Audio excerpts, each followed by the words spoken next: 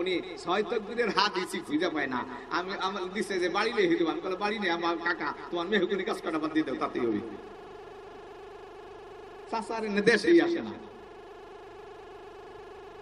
আসল কথা হলো সাধারণ মানুষকে বোকা শোকা পাইলে ওই ভণ্ডরাও বাজারে যে ইমান লুট করে দেখবেন চার দোকানে বসা থাকে।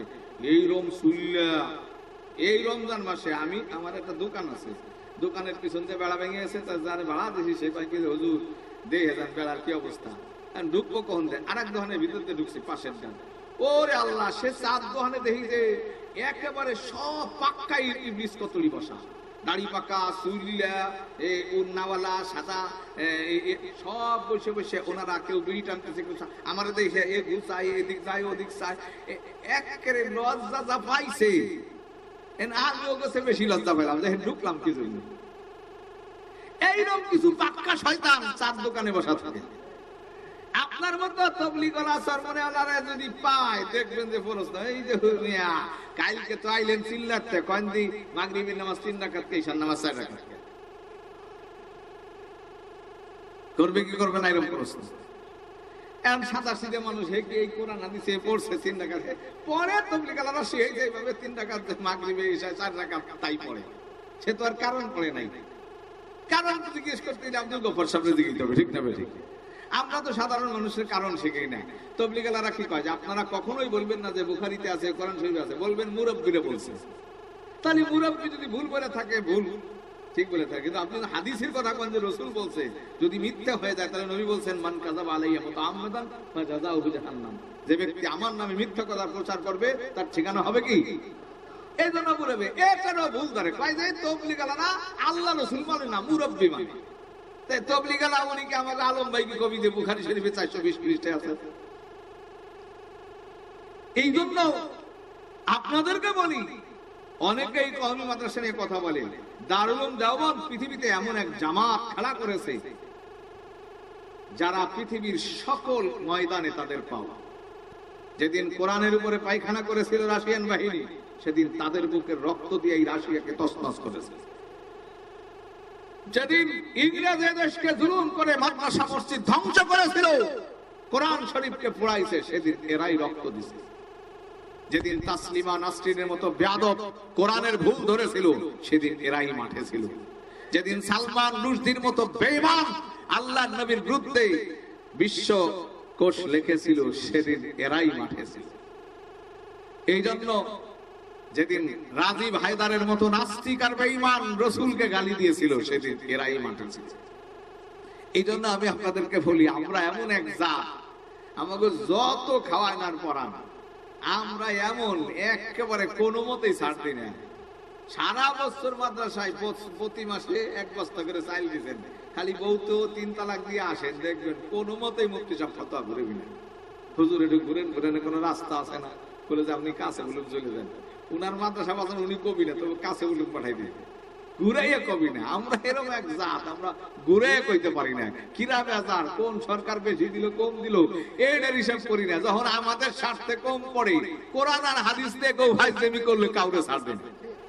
আমি এই কারণে আপনাদেরকে বলতেছি যে আল্লাহ পাক আপনাদের বড় সৌভাগ্যশীল, এই ঈদের পরে সব আনন্দে মত্ত, আর আল্লাহ আপনাদেরকে দিনই এই এক একটা কথা শুনতেছেন, এক এক কথা শোনার কারণে এই জায়গায় বসে এক একটা বিষয় জানার কারণে 10,000 টাকা তাহাজ্জুদ করার সওয়াব পাইতেছে। এইটা বড় শুকরিয়া। ঈদ আনন্দ, এটাই হলো মুমিনের আনন্দ। তো সিজদার মধ্যে সাহাবায়ে কেরাম কোনো কিছু পুরস্কার পাইলে সিজদায় করতেন, আর কাফেরের আনন্দ হলো জারবাতি জ্বালানো, ঢোল তবলা বাজানো আনন্দ। দেখেন না, মুসা আলাইহিস সালাম যখন নীল নদ পার হয়ে গেলেন তখন আনন্দ আর বিজয় দিবস পালন করলেন রোজা দিয়া। কি দিয়া? রোজা দিয়া। আল্লাহ বলেন, মুসা তুমি যখন বিজয় দিবস পালন করছো রোজা দিয়া, আমি ইফতারের ব্যবস্থা করলাম। তো আমরা যারা আজকের ঈদের উৎসব ওয়াজ দিয়ে করতেছি, আমাদের বদলা কে দিবেন? আল্লাহ পাক রব্বুল আলামিন। এখন আমি আপনাদেরকে সোজা কথা বলতে চাই, দিন যারা দেখে দেখে শিখছে, আল্লাহ দেখে, কারণ আল্লাহ ইচ্ছে করলে আসমানের থেকে কোরআন শরীফ ছাপাইয়া গিলাফ দিয়ে বাইন্দা ঠাস করে মক্কায় ফেলাই দিতে পারতেন। অথবা রসুলের হাতে ধরাই দিতে পারতেন, অথবা ও না কইরা এই মেমোরি কার্ড দিয়ে যেমন এক মোবাইলে তার এক মোবাইলে ইনিশিয়াল দিয়ে ভরে দেওয়া যায়, আল্লাহ ওরকম ইনিশিয়াল দিয়ে রসুলের সিনের মধ্যে ভরে দিতে পারতেন। তা না করিয়া ওই লৌহে মাহফুজ থেকে প্রথম আসমানে নামাইছেন, সেখান থেকে 23 বছর পর্যন্ত এক এক আয়াত দেওয়ার জন্য আবার জিবরাইলের সিনার সাথে রসুলের সিনা 3 বার চাপ দেওয়া লাগছে। তারপরে কোরআন আসছে। অতএব আব্দুল্লাহ ইবনে মুবারক রাহমাতুল্লাহ আলাইহি বলেন, আল ইসনাদু মিনাদ দ্বীন লাউলাল ইসনাদ লাকালা মান শাআ মা শাআ। সনদ ইসলামের দ্বীনের বড় এক অংশ। এই সনদ না থাকলে যার যা ইচ্ছা সে দ্বীন বলে চালাই দিতে পারত। এখন কথা হলো যে আপনি এগুলো বলেন কেন? বলে এটা নবীর দায়িত্ব। নবী কি বলেছেন? ইয়াহমিলু হাযাল ইলমা মিন কুল্লি খালাফিন উদুলুহু ইয়ানফুনা আনহু তাহরিফাল গালিন ওয়া ইনতিহালাল মুবতিলিন ওয়া তাবিরাল জাহিলিন। আমার উম্মতের মধ্যে একদল আলেম থাকবে যারা এই চোরদের চুটচাপি ধরে দিবে, মালে ভেজাল কাজীর দেখেন না যারা ফরমালিন দেয়, একদিন দেখি বোয়ালমারি এক টেরা কাম আর মিরে ধইরাই না সব রাস্তার কাছে ফেলাই দেয়। সবাই আহা কি জুলুম করলো, এরকম জুলুম করছে না ইনসাফ করছে? কে ওর ভিতরে যে বিষ দিছে এটা তার পাবলিক দেখে না, পাবলিক টক টকারও কথা বলেন নাই। আর্মিরা যে জুলুম করে নাই এটাই ইনসাফ। কারণ মার্কেটিং অফিসার সমাজে প্রত্যেক সরকার রাখে, বিএসটিআই একটা সংগঠন বাংলাদেশের ব্যবসা বাণিজ্যের অনুমোদন দেয়, সব কোম্পানিকে যাচাই বাছাই করে তারপর অনুমোদন। আপনি ইটের ভাটা খুললেও বিএসটিআই এর অনুমোদন লাগবে, কেন? যেন কেউ নকল জিনিস চালাইতে না পারে। ঠিক আল্লাহর নবী বলেন আমার উম্মতের একদল আলেম হবে বিএসটিআই, যে যে যা বানাবে সেটা দ্বীন বলে চালাইতে পারবে না, আগে আলেমের অনুমতি হইতে হবে। একদল দেখি নামাজ পড়ে, আল্লাহ সবচেয়ে বড়, আল্লাহু আকবার না কই বাংলায় নামাজ পড়ে, কি কয়? আল্লাহ সবচেয়ে বড়। সিজদা রুকুতে ওঠে, সামি আল্লাহু লিমান হামিদা, ওইটা না কই বলে আল্লাহ সব শুনেছে যারা প্রশংসা করেছে, বাংলায় নামাজ পড়ে। আচ্ছা আপনারা বলেন, যে জামানায় আরবিতে কোরআন নাজিল হয়েছে সে জামানায় কি বাংলা ছিল না? ছিল নি? সে জামানায় উর্দু ফার্সি আরবের চারপাশে ছিল কি ছিল না? সালমান ফার্সি, তিনি পারস্য থেকে যে ইসলাম গ্রহণ করছেন। তাহলে যেই জামানায় আরবি কোরআন নাজিল হয়েছে, যদি বাংলায় নামাজ পড়া যাইতো তাহলে রাসূল তো 2-4 সাহাবীরে ওই পারস্যতে ফার্সিতে নামাজ পড়তে কইতেন। ওই মানে কি বলে ইসরায়েলের ওই জায়গার মানুষরা যার যার ভাষায় নামাজ পড়তে কইতেন, ওই রকম ভাষায় নামাজ পড়লে হয়তো? রাসূল বলেন নাই হবে না। অতএব এখন যদি কেউ বলে যে বাংলায় নামাজ পড়বো, বুঝতে হবে এইটা শয়তানের দালাল, এইটা দাজ্জালের চেলা। কারণ দাজ্জাল আসবে সর্বপ্রথম, এই দাজ্জালের অনুসরণ করবে 70 হাত। আর সমস্ত নবী বলে গেছেন দাজ্জাল মারাত্মক ফিতনা। আল্লাহর নবী বলেন আমার আগে যত নবী গেছে সব নবী দাজ্জালের ফিতনা সম্পর্কে তার উম্মতকে হুঁশিয়ার করেছে, কত বড় মারাত্মক ফিতনা। তো এগুলো দাজ্জালের চেলা, এরা আপনাদেরকে দেখাবে এই যে হিজবুত তাওহীদ, হিজবুত তাহরীর, বিভিন্ন নাম, হাতুড়ি বাহিনী ইসলাম কায়েম করে। এক এক বাজারে ঢুকে কয়েকজনের গিরে বাজায় হাতুড় দিয়ে বেরিয়ে ইসলাম কায়েম করে ফেলে। ওনার নামাজ শিক্ষা দেয়, আল্লাহু আকবার না, আল্লাহ সবচেয়ে বড়, এই নামাজ। এইরকম ভাবে আমাদের দেশে আরো কিছু বাটপার। আমি আপনাদের বলি, এই পৃথিবীতে 20 রাকাত তারাবি হযরত ওমর রাদিয়াল্লাহু তাআলা আনহু হযরত উবাই বিন কাবকে ইমাম বানাইয়া মসজিদে নববীতে সাহাবায়ে কেরামের সামনে ইমামতি করাইছেন। সব সাহাবী এটা মাইনে নিয়েছেন। সব সাহাবী কি ভুলের উপরে? এখন এরা কয় কি রাসূল রে মানবো না ওমর রে মানবো? কি কয়? রাসূল রে মানবো না ওমর রে মানবো? এই কথা মুফতি আব্দুল গফর সাহেবের সামনে এইরকম দুই এই আহলে হাদিস আইসা বলতেছে। তা আমি বললাম যে হুজুর উত্তরটা আমারে দিতে দেন। হ্যাঁ, আমি হাদিসের দলিল দিতেছি। হুজুর কয় তুই কোথায় পাবি? আমি তো আমার কইতে দেন আমার। তা আমি বললাম যে রাসূল কইছে ওমরের কথা মানার জন্য। কোথায়? আমগলে রাসূল বলছে আলাইকুম বিসুন্নতি ওয়া সুন্নাতুল খুলাফায়ে রাশিদিন, আমার সুন্নাত মানো আর খুলাফায়ে রাশিদিন। ওমর কি খুলাফায়ে রাশিদিনের ভিতরে না? নবী বলছেন লাউ কানা বাদি নবিয়্যুন লাকানা ওমর, আমার পরে যদি কেউ নবী হইতো তাহলে ওমর নবী হইতো। রাসূল বলেন ওমর যখন কোনো কিছু বলে আল্লাহ ওই অনুযায়ী ওহী নাযিল করেন। তো রাসূল ওমর 20 রাকাত তারাবি পড়াইছে। সমস্ত সাহাবায়ে কেরাম, নবী বলছেন লা ইয়াস্তামি উম্মতি লা তাস্তামি উম্মতি আলা দালালা, আমার উম্মত ভুলের উপরে সবাই একমত হবে না।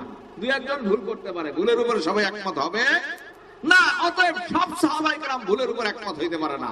আর রাসূল যেহেতু বলছেন, এই ক্ষেত্রে আপনাদেরকে বুঝিয়ে দেই, রাসূল বলছেন মাইয়াইশ মিনকুম মিন বাদি, আমার পরে তোমরা যারা জীবিত থাকবা ফাসায়া তারা ইখতিলাফান কাসীরা, অনেক মতভেদ দেখতে পারবা।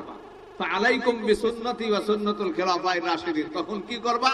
আমার সুন্নাত আর খুলাফায়ে রাশিদিন। এবার আপনারা বলেন তারাবির নামাজের কথা রাসূল পড়ছেন 2 দিন 3 দিন, রাসূল পড়ছেন আছে, কিন্তু কয় রাকাত পড়ছেন এই শব্দটা নাই।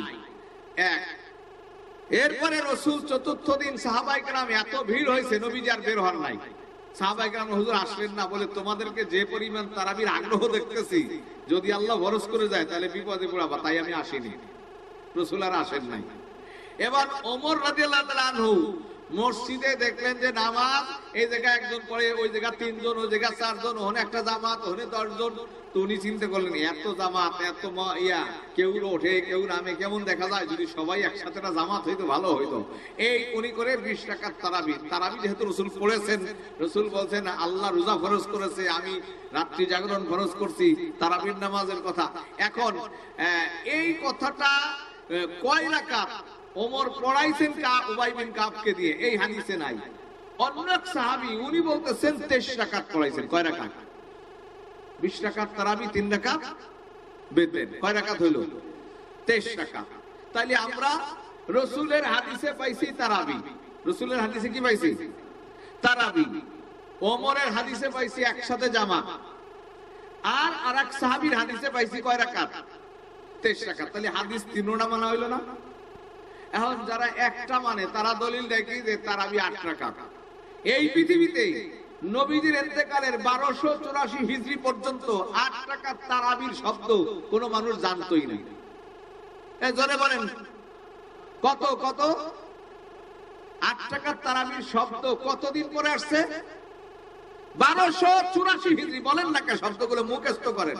1284 হিজরি পর্যন্ত কোন মানুষ 8 রাকাত তারাবির শব্দ জানতই না। ইমাম বুখারীও না। ইমাম বুখারী প্রতি রাকাতে 20 আয়াত করে পড়তেন, তাতে ভাগ করলে ওই 20 রাকাতই হয়। এখন একদল বেরিয়েছে কয় রাকাত? 8 রাকাত পড়তে হবে। কে কুমাও আড্ডা চাও, বাড়ানেরটা পারো না? হ্যাঁ, কমেরটা বোঝো কেন, বাড়ানেরটা বোঝো না? ইমাম আহমদ ইবনে হাম্বল 36 রাকাত পড়ছে। কে বলে 4 রাকাত পরে 4 রাকাত কোন ইমাম দেরি করা, ওই দেরি করার মধ্যে উন্না জামাতে পড়ে 4 রাকাত, আবার একা একা পড়ে কয় রাকাত? তাহলে কত রাকাত হয়? 36 হয় না? কথা হিসাব বোঝেন নাই মনে হয়। 4 4 করে কত হলো? 20। আর 4 তারবিয়া, আর 4 তারবিয়া করে মাঝখানে করলে যদি হয় আরো 16 হয় না? তাহলে 36 রাকাত পড়ে। 36 রাকাতটা পারে না। এই যে আমরা ঈদের নামাজ পড়ছি, একদল কবে যে মিয়া 6 তাকবীরের ঈদের নামাজ, ইয়ে আসমানের নিচে জমিনের উপরে নাই, যদি থাকে 6 লাখ টাকা পুরস্কার দেব। এইরকম পুরস্কার আমাদের এলাকায় এরকম একজন ছিল, এখালি দোহানে দোহানে কাগজ দিত। 20 রাকাত তারাবির বিরুদ্ধে 20 লক্ষ টাকার চ্যালেঞ্জ, 6 তাকবীরের ঈদের নামাজের বিরুদ্ধে 6 লক্ষ টাকা চ্যালেঞ্জ। চাচারে পাই না, চাচা দোহানে দিয়ে চলে যায়। আচ্ছা বলেন এই চ্যালেঞ্জটা কি দোহানদার দেবে উত্তর না আব্দুল গফফর সাহেব? এই কাগজটা মুফতি আব্দুল গফফর সাহেবের কাছে দেওয়া উচিত না? তা না করে দেয় কোথায়? আবার এরা ওয়াজ করে, হ্যাঁ আল্লাহ বলছে ওয়াতাসিমু বিহাবলিল্লাহি জামিআ ওয়া লা তাফাররাকু, ভেজাল বাদান যাবে না, ঐক্যমত হইতে হবে। ভেজাল করে উনরা, আর ঐক্যমতের দাওয়াত দেয় উনরা। ওই পাখির মিটিং হইছে, পাখির রাজা তো ভেসা, তাই না? উনি কইছে যে আমার এই দলের ভিতরে যার চেহারা মানসির মতো সে এনতে উঠে যাও। এখন মানসির মতো চেহারা কোন পাখি? এ বুতুতরা সেই পাশের আরেকজনে ধাক্কায় মে ওঠো না। ফিতনা যারা করে, এই বাংলাদেশের মধ্যে কোন জায়গায় না, পৃথিবীতে কোন জায়গায় হানাফি মসজিদে লেখা আছে, হানাফি মসজিদ, আপনাকে মসজিদে হানাফি মসজিদ লেখা আছে, এমক মসজিদ, বাইতুল মামুর, জামি মসজিদ, কিন্তু আহলে হাদিসের একটা মসজিদ হলে লেখা থাকে আহলে হাদিস মসজিদ। তাহলে উম্মতকে আমরা ভাগ করি না ওরা ভাগ করে? ফিতনা করে উনরা আর ওয়াজ করে আমাগুর। ফিতনা করা ভালো না, আল ফিতনা তো আসাদ্দু মিনাল কতল। এই জন্য আমি বলতেছিলাম দোস্ত, আপনাদেরকে এই কথা আপনারা তো জীবনেও শোনেন নাই। তারা ঈদের তাকবীরের জন্য তারা 39টা কিতাবের দলিল দিছে। কয়টা? 39টা কিতাবের দলিল দিয়ে বলছে ঈদের তাকবীর 8 তাকবীর, 9 তাকবীর, 11 তাকবীর, 12 তাকবীর, 13 তাকবীর আছে, কিন্তু 6 তাকবীরের কোনো রিওয়ায়াত নাই। অতএব হানাফিরা যে নামাজ পড়িয়া হয় না। এবার আপনাদেরকে আমি জিজ্ঞাসা করি, ভাই ফজরের নামাজ কয় রাকাত? এই দেখেন এই জায়গা 2 মাযহাব হয়ে গেছে। যারা একদল বলছে কয় রাকাত, যারা 2 রাকাত বলছে ভুল বলছে, যারা 4 রাকাত বলছে তারা ভুল বলছেন না। দুইজন দুই হিসাবে কইছে, ঠিক না? যে কইছে 4 রাকাত সে সুন্নাত আর ফরজ মিলে কয় রাকাত, যে কইছে 2 রাকাত সে খালি ফরজ মিলে কয় রাকাত কইছে? 2 রাকাত। এবার আপনাদেরকে হ্যাঁ বলি, তারাই বলছে রিওয়ায়াত আছে 8 তাকবীরের, 9 তাকবীরের, 11 তাকবীরের, 13 তাকবীরের, 12 তাকবীরের। তারা নামাজ পড়ে 12 তাকবীরের। আমার প্রশ্ন হলো, তাহলে 8 তাকবীর আলা অপরাধ করছে কি? 11 তাকবীর আলা অসুবিধা করলো কি? 13 তাকবীরেরটা বাদ দিলেন কেন? সবকটাই তো হাদিস। আপনি না আহলে হাদিস হন, তাহলে নামাজ কমপক্ষে হয় করতে হবে যে জামাত 5 বার করতে হবে। একবার করতে হবে 8 তাকবীর, তারপরে 9 তাকবীর, তারপরে 11 তাকবীর, তারপরে 12 তাকবীর, তারপরে 13 তাকবীর পড়তে হবে। আর না হলে এক বছর পড়বে 8 তাকবীর, পরের বছর 9 তাকবীর, তারপরে আহলে হাদিস যদি হয়ে থাকে তা হাদিস তো সবকটাই মানতে হবে, ঠিক না বেঠিক?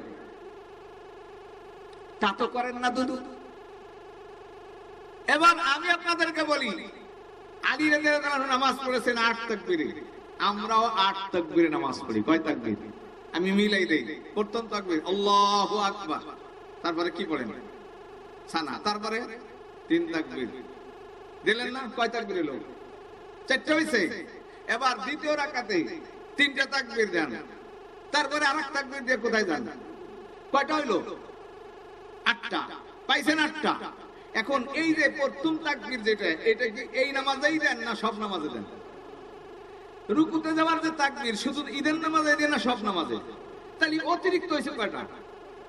এই সমস্ত ফিকহের কিতাবে লেখা আছে আত-তাকবীরাতুজ জাওয়ায়েদ, অতিরিক্ত তাকবীর হলো 6টা। কারণ আমরা যদি বলি যে অতিরিক্ত তাকবীর 6টা আর 2 তাকবীর হলে আমরা 8 তাকবীরে নামাজ পড়ি, উনি 6 তাকবীরের হাদিসই খুঁজে পায় না। আমি আমার দিছে যে বাড়ি নেই হিদু, আমি বলে বাড়ি নেই, আমার কাকা তোমার মেহগুনি কাজ কাটা বাদ দিয়ে দাও, তাতেই হবে। সাসারের দেশেই আসে না। আসল কথা হলো সাধারণ মানুষকে বোকা শোকা পাইলে ওই ভণ্ডরাও বাজারে যে ইমান লুট করে, দেখবেন 4 দোকানে বসা থাকে। এই রমজান মাসে আমার একটা দোকান আছে, দোকানের পিছন দিয়ে বেড়া ভেঙে গেছে, যারা ভাড়া দিছি সে পাই কি হুজুর দেখে যান বেড়ার কি অবস্থা। ঢুকবো কখন দেয়, আরেক দোকানের ভিতরে ঢুকছি পাশের ডান। ওরে আল্লাহ, সে 4 দোকানে দেখি যে একেবারে সব পাক্কাই ইবলিস কতরি বসা, দাড়ি পাকা, চুলিলা, উন্নাওয়ালা, সাদা, সব বসে বসে ওনারা কেউ বিড়ি টানতেছে, আমার দেখে এ ঘুষায়, এদিক যায় ওদিক চায়, একেবারে লজ্জা যা পাইছে। আগেও গেছে বেশি লজ্জা পাইলাম, দেখেন ঢুকলাম কি জন্য। এইরকম কিছু পাক্কা শয়তান 4 দোকানে বসা থাকে। আপনার মতো তবলিগওয়ালা সরমনেওয়ালারা যদি পায়, দেখবেন যে প্রশ্ন এই যে হুনিয়া কালকে তো আইলেন চিল্লাতে, কোন দিন মাগরিবের নামাজ 3 রাকাত কে, ঈশার নামাজ 4 রাকাত কে, করবে কি করবে না এরকম প্রশ্ন। এখন সাদা সিধে মানুষ এই কোরআন হাদিসে পড়ছে 3 রাকাত, পরে তবলিগওয়ালারা সে এইভাবে 3 রাকাত মাগরিবে ঈশা 4 রাকাত তাই পড়ে। সে তো আর কারণ পড়ে নাই। কারণ জিজ্ঞেস করতে গেলে আব্দুল গফর সাহেবের দিকে হবে, ঠিক না ঠিক? আমরা তো সাধারণ মানুষের কারণ শিখেই না। তবলিগওয়ালারা কি কয় যে আপনারা কখনোই বলবেন না যে বুখারীতে আছে, কোরআন শরীফে আছে, বলবেন মুরব্বিরে বলছে। তাহলে মুরব্বি যদি ভুল করে থাকে ভুল, ঠিক বলেছেন, কিন্তু আপনি হাদিসের কথা কোন যে রাসূল বলছে যদি মিথ্যা হয়ে যায় তাহলে নবী বলছেন মান কাযাবা আলাইয়া মুতাআম্মাদান ফাজাযাউহু জাহান্নাম, যে ব্যক্তি আমার নামে মিথ্যা কথা প্রচার করবে তার ঠিকানা হবে কি? এই জন্য বলবে এটারও ভুল ধরে কয় যে তাবলীগালারা আল্লাহ রাসূল মানে না, মুরব্বি মানে। তাই তাবলীগালা উনি কি আমাকে আলম ভাই কি কবি যে বুখারী শরীফে 420 পৃষ্ঠায় আছে। এই জন্য আপনাদেরকে বলি, অনেকেই কওমি মাদ্রাসা নিয়ে কথা বলে, দারুল উলুম দেওবন্দ পৃথিবীতে এমন এক জামাত খেলা করেছে যারা পৃথিবীর সকল ময়দানে তাদের পাও। যেদিন কোরআনের উপরে পায়খানা করেছিল রাশিয়ান বাহিনী, সেদিন তাদের বুকের রক্ত দিয়ে এই রাশিয়াকে তছনছ করেছে। যেদিন ইংরেজ দেশকে জুলুম করে মাদ্রাসা মসজিদ ধ্বংস করেছিল, কোরআন শরীফকে পোড়াইছে, সেদিন এরাই রক্ত দিছে। যেদিন তাসলিমা নাসরিনের মতো বেয়াদব কোরআনের ভুল ধরেছিল, সেদিন এরাই মাঠে ছিল। যেদিন সালমান রুশদির মতো বেঈমান আল্লাহর নবীর বিরুদ্ধে বিশ্ব কোষ লিখেছিল, সেদিন এরাই মাঠে ছিল। এই জন্য যেদিন রাজীব হায়দারের মতো নাস্তিক আর বেঈমান রাসূলকে গালি দিয়েছিল, সেদিন এরাই মাঠে ছিল। এই জন্য আমি আপনাদেরকে বলি, আমরা এমন এক জাত, আমাকে যত খাওয়ায় না পড়ান, আমরা এমন একেবারে কোনো মতেই ছাড় দিই না। সারা বছর মাদ্রাসায় প্রতি মাসে 1 বস্তা করে চাল দিচ্ছেন, খালি বউ তো 3 তালাক দিয়ে আসেন, দেখবেন কোনো মতেই মুফতি সাহেব ফতোয়া ঘুরবি না। হুজুর একটু ঘুরেন ঘুরেন, কোনো রাস্তা আছে না, বলে যে আপনি কাছে উলুম চলে যান। উনার মাদ্রাসা বাজান উনি কবি না, তবে কাছে উলুম পাঠাই দিন, ঘুরাইয়া কবি না। আমরা এরকম এক জাত, আমরা ঘুরাইয়া কইতে পারি না কিরা বেজার, কোন সরকার বেশি দিল কম দিল এইটার হিসাব করি না। যখন আমাদের স্বার্থে কম পড়ে, কোরআন আর হাদিস দিয়ে কেউ হাজতেমি করলে কাউরে ছাড়বে না। আমি সেদিন নগরকান্দা বলছি, আমার একজন বলতেছে হুজুর আমরা গরম হয়ে যায় বয়ান। আচ্ছা বলেন, আমি আপনাদেরকে একটা কথা জিজ্ঞেস করি, ছেলে মেয়ে বানাইছে কিনা? জোরে বলেন আল্লাহ। এখন কেউ নিজে ছেলে, সে কি যদি কাইটে পিটে করে তাহলে তো মেয়ে হইতে পারে, কিন্তু ই মনে মনে ভাবলে কি মেয়ে হয়ে যায়? হ্যাঁ, একটা শিয়াল, সে মনে মনে ভাবলো যে আমি মুরগি, এতে কি সে শিয়াল মুরগি হয়ে যাবে? এখন কি আপনি তারা কবে যে আপনি ঠিক আছে আমার মুরগির সাথেই থাকেন? তা যদি এই শিয়াল মনে মনে ভাবলো যে আমি এখন মুরগি, সেই জন্য শিয়ালটার আপনি মুরগির খোপে দিয়ে দিলেন, তাতে কি মুরগি থাকবে? হ্যাঁ, এখন কোন ছেলে যদি মনে মনে ভাবে যে উনি কি মেয়ে, এখন উনি এদের নাম বলে কি জানি ট্রান্সজেন্ডার না ট্রান্সজেন্ডার, এখন এইটা বাংলাদেশের আইন হবে, এবং যে এই মেয়ে হবে কোর্টের কাছে গেলে কোর্ট তাকে রায় দিয়ে দেবে উনি আজকের থেকে মেয়ে, পরে উনি মেয়েদের সাথেই থাকবে, মেয়েদের সাথে ঘুমাবে। বলেন এইটা কি মাইনে নেওয়া যায়? হ্যাঁ, আচ্ছা কোন বাপ, সুস্থ মস্তিষ্কের বাপ, সে কি চায় যে আমার ছেলেটা নাম রাখছিলাম খাতনা টাতনা করাইয়া ওর নাম হলো মনিরুজ্জামান, এখন উনি মনিরা বেগম হয়ে গেছে, বাপে কি মেনে নেবে? কোন বাপ এটা মানবে? এই নাম রাখছে কত সুন্দর ছেলে, একেবারে আজামে খাতনা দিছে, সেই ছেলে কলেজে লেখাপড়া করে, হঠাৎ এসে বলে যে আব্বু এখন আমি আপনার মেয়ে। কেমনে বলে আমি মেয়ে? মনে মনে মেয়ে। এইরকম যদি হয়, এই মহিলা তার পুরুষ কথা বলেন নাই, এইটা যদি কয়, এটা কি মাইনে নেওয়া যাবে? এটা কি এটা না সমাজে কথায় মানে না, ভদ্রতায় বলে, কোনো কিছুতে মানতে পারে নাকি? যিনি এই আইনের কথা বলে তার ছেলেটা এরকম হোক, সে কি চায়? এমনি মেয়ে বেশি, তাই বিয়ে দিয়ে জায়গা পাই না, আবার পুরুষ কটা দিয়ে আবার মেয়ে হয়ে যায়। এইগুলো যদি বিরুদ্ধে আমরা বলি তাহলে একটা কথা। আমি এই কারণে বলতে চাই যে এই বেয়াদব, যে বেঈমান এই বইয়ের মধ্যে এই শরীফ শরীফার গল্প উল্লেখ করেছে, এটা পাক্কা ইহুদি খ্রিস্টানের পোষা কুকুর। এই জন্য এইগুলো বললেই এক দলের বিখাও চুলকানি শুরু হয়। আমি বলি আমরা একটা জাত যারা মরণ কেউ ভয় পাই না, জেল জরিমানা কোনো কিছুর আমরা কখনোই পরোয়া করি না, কারণ এরা জেলে গেলেও যা, জান্নাতে গেলেও তাই।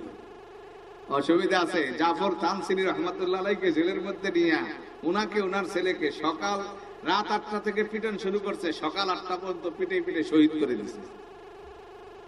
যখন রাত 12টা বাজে ওনার পায়জামা পাঞ্জাবি খুলে একটা হাফ প্যান্ট পরানো হইলো, তখন উনি কাঁদতেছিলেন।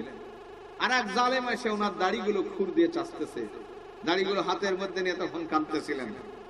এখন ইংরেজ বলে, এই আগের থেকে বলছিলাম না, বল সামনের যুদ্ধে শরীক হয়েছিলি কিনা, এটা শিকার যা, গেলি না, এখন কান্দিস কেন? উনি ওই জেলের মধ্যে ব্রিটিশের আর্মির সামনে দাঁড়ায়, এ লাল কুত্তার দল, আমি জীবনের মায়া কাঁদতেছি না। বলে কান্দো কেন? বলে কাঁদতেছি এই জন্য যে আমার সামনে, আমার চোখের সামনে আমি শহীদ হওয়ার আগে আমার নবীর সুন্নত কেন শহীদ হয়ে গেল। নিজের জানের জন্য কান্দে নাই, কান্দে কিসের জন্য? দাড়ির জন্য। জীবন দিয়েছে, জীবনের মায়া নাই। আমি এই কথাই বলতে চাই, যদি মুসলমান আজকে আমরা এই সব এই ট্রান্সজেন্ডারের মতো শয়তান এদের বিরুদ্ধে আমরা শক্ত ভূমিকা না নেই, তো আমাদের দশা ফিলিস্তিনের মতো হলে কেউ পাশে দাঁড়াবে না। এই জন্য বলতেছিলাম, এই যে কিছু লোকজন আমার কথা শুনলে কষ্ট পান, বলেন আমি যে কথাগুলো বললাম এটা কি অযৌক্তিক? হ্যাঁ, কি করে হয় আমার একটা ছেলে সে মনে মনে ভাববে, আমি মনে মনে ভাবলাম যে আপনার বউটা আমার, আপনি কি দিয়ে দিবেন? তাহলে এই সমস্ত শয়তানি কথাবার্তা আজকে শিক্ষাঙ্গনে একটা ছেলে যদি পড়ে যে ওই স্কুলের ভিতরে বৈশা, পাশে একটা মেয়ে, তার বয়স 16 বছর, এই বইতে লেখা থাকবে যে মেয়ের বয়স যখন 6 বছর হবে তার বডির এতটুকু উঁচা হবে, নিচা হবে, বডির কাটিং এই হবে, 12 বছরের এরকম হবে। এটা কি পড়া? হ্যাঁ, কোন বাবা তার যদি লজ্জা শরম থেকে থাকে, কোন এইরকম বাবা যার মধ্যে সামান্য লজ্জাবোধ আছে, সে তার মেয়েকে এই বই পড়ার জন্য স্কুলে দিতে পারে না। যে তার মেয়ের অঙ্গভঙ্গি পড়বে আর যুবক পাশে বসে বসে, এটা কিসের শিক্ষা? এখন ছেলে মেয়ে হানিমুনে যাবে, কোথাও যাবে, আমাদের সভ্যতায় বলতেছে তাদেরকে কন্ডম দিয়ে দাও, বিপদ আবার ধরতে পারে। কোম্পানিওয়ালারা তাদেরকে হাদিয়া দিতেছে কন্ডম। তাহলে আমরা কত উন্নতিতে চলে গেছি। এই এখন ওতেও হয় নাই, এখন পুরুষ মেয়ে সাজবে, হ্যাঁ ট্রান্সজেন্ডার হবে, সেগুলো আমাদের দেশে করতে চায়। আমরা এই জন্য বললাম, আমরা দুনিয়াতে থাকাকালীন এই আইন এই দেশে চলতে দেওয়া যাবে না। আর আমি সোনার যুবক ভাইদেরকে বলতে চাই, তোমরা এই এতদিন ছুরি টুরি মারছো, চাইনিজ মোবাইল যা করছিল ওগুলো সব এখন আবার নতুন করে ধার দাও। ট্রান্সজেন্ডার যদি কাউকে পাওয়া যায় যে তুই যখন মহিলা হইলি, তাহলে বাস্তবে বানাই দিই, একেবারে কাইটা সাইটা সমান করে দিবেন। পারবেন না ইনশাআল্লাহ? ট্রান্সজেন্ডার যদি এই দেশে কোথাও পায়,